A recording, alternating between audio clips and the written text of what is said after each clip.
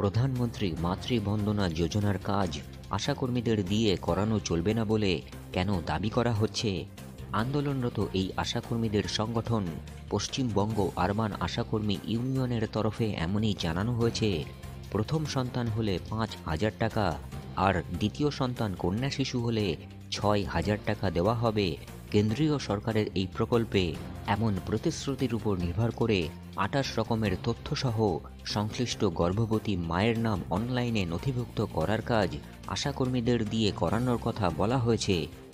এই আশাকর্মীদের সংগঠনের তরফে এমনই দাবি করা হয়েছে, ডেটা এন্ট্রি করার অভিজ্ঞতা যাদের রয়েছে এই কাজ তাদেরকে দিয়ে অথবা অন্য সংশ্লিষ্ট কর্মীদের দিয়ে করানো হোক। কারণ এই আশাকর্মীদের এমনই আশঙ্কা, এই কাজ করলে তাদের সমস্যার আর শেষ থাকবে না। এর কারণ হিসাবে এমনই জানানো হয়েছে, বাড়ি বাড়ি ভিজিট করতে হয় আশাকর্মীদের। সেখানে কোনো মা যদি এই প্রকল্পের টাকা না পান তাহলে আশাকর্মীদের জীবনের ঝুঁকি তো আছেই, তার উপর তাঁদের ঘরবাড়ির ক্ষতি হওয়ার আশঙ্কাও রয়েছে। এর কারণ হিসাবে এই আশাকর্মীদের সংগঠনের তরফে এমনই দাবি করা হয়েছে, সাধারণ মানুষ তো এই ক্ষেত্রে এমনই বুঝবেন যে এই টাকা লোপাট করে দিয়েছেন আশাকর্মীরা।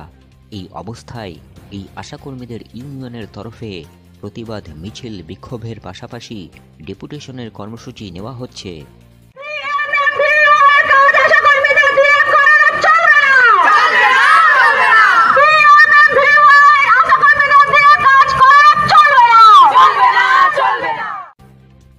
সম্প্রতি শিলিগুড়িতে এমনই এক কর্মসূচি নেওয়া হয়। এই কর্মসূচিতে ফের অন্য দাবিও তোলা হয়েছে।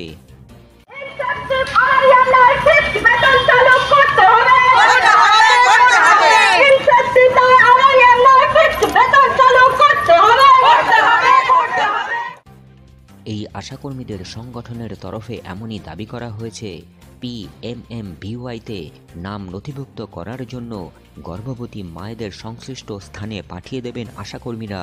সেখানে সংশ্লিষ্ট গর্ভবতী মায়েদের ডেটা এন্ট্রি করে নেওয়া হোক। তবে এই ডেটা এন্ট্রির কাজ করবেন না আশাকর্মীরা। এই কাজ তাঁদের নয়, বরং তাঁদের উপর এই কাজ চাপিয়ে দেওয়া হচ্ছে, এমনই দাবি এর আগেও করা হয়েছে।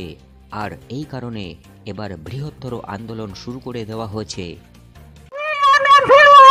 আশাকর্মীদের দিয়ে করানো চলবে না।